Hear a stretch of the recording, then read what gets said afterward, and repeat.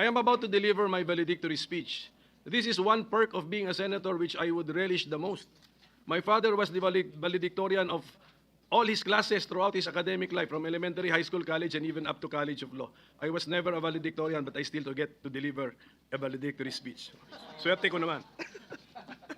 Sabi ng ating konstitusyon, sovereignty resides in the people and all government authority emanates from them. I have been blessed by God and the Filipino people with the opportunity to hold a high government position. These 13 plus years I have spent as a senator in the service of the Filipino people have been the most fulfilling years of my life. This is an opportunity and an experience not given to many. I am very grateful to the universe for this.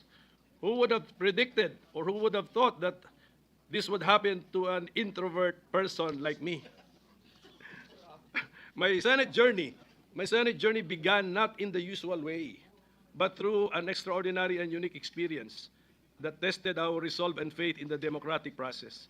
But I am grateful that what began as an electoral protest has since grown into a relationship marked by mutual respect, collaboration, and even friendship. A reminder, kumpare pa.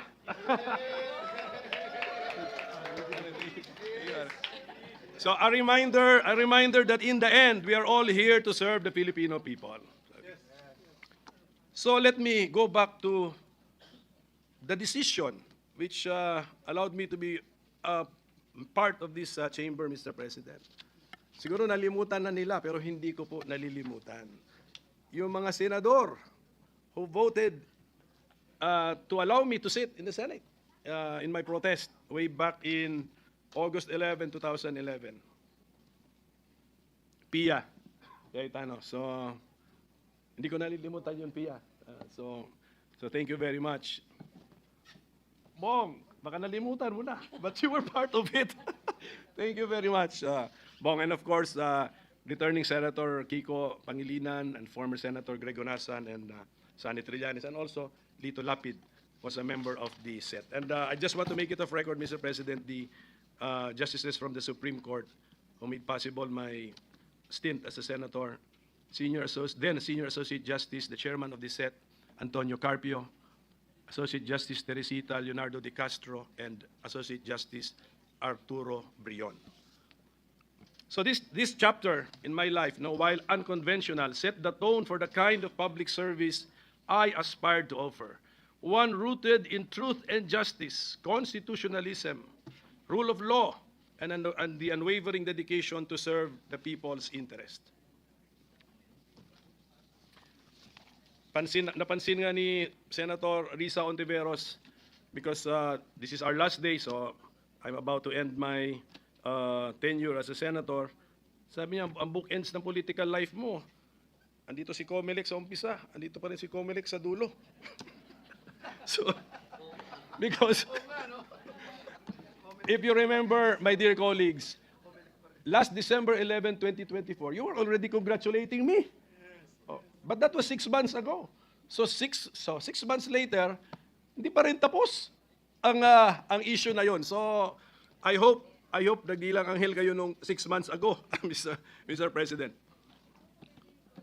In 2016, this chamber entrusted me with the honor of being Senate President, a role previously held by my father, Senate President Nene Pimentel. Can I reveal, Ma'am Lauren, can I reveal that ikaw may kasalanan nito? Yes, wala po akong ambisyon. Ako po'y tinawagan ni Senator Lauren at sinabihan na, mag-ambisyon ka maging Senate President. Okay, so for 22 months, I endeavored to uphold my vision of a Philippine society which is just and fair, which saves and shares, scientific, peaceful, educated, healthy, democratic, and which is most of all happy and free with overflowing love of God and country. So passing a law is a collective effort. So together, all of us, during my time as Senate President, we started or passed landmark measures. Free tuition, free irrigation, the wage increases for public servants, the doubling of the base pay of military and uniform personnel, free public Wi-Fi, and extended the validity of passports and driver's licenses, care of Senator Grace po. The Bangsamoro Organic Act, Mig, sa'yo to, which is the effort of Migs Subiri. The universal access to quality tertiary education, the train law, especially that aspect which lowered personal income tax rates. The ease of doing business, Mental Health Act, to name a few. I would also like to thank all of you for helping me pass and or for designating me to be the sponsor or co-sponsor of many other laws involving creation of courts, the NBI Modernization Act, the Estate Tax Amnesty Law, the Retail Trade Liberalization Amendments, the creation of the Department of Migrant Workers, sa'yo to, Joel, the Creative Industries Development Act and the Centenarians Act, both laws with the help of IME, the Government Procurement Reform Act, the Archipelagic Sea Lanes Act with the help of TOL, among others. One of the great privileges of serving in this chamber has been meeting and learning from some of the finest minds in our country's political and legislative history. I am grateful to have learned from their wisdom and of course from your wisdom, my dear colleagues, and your wit and your statesmanship. My time as minority leader has been most fulfilling too. I have learned a lot having been forced to read almost all of your bills. Totoo. Pero hindi kaya. Kaya I said almost all.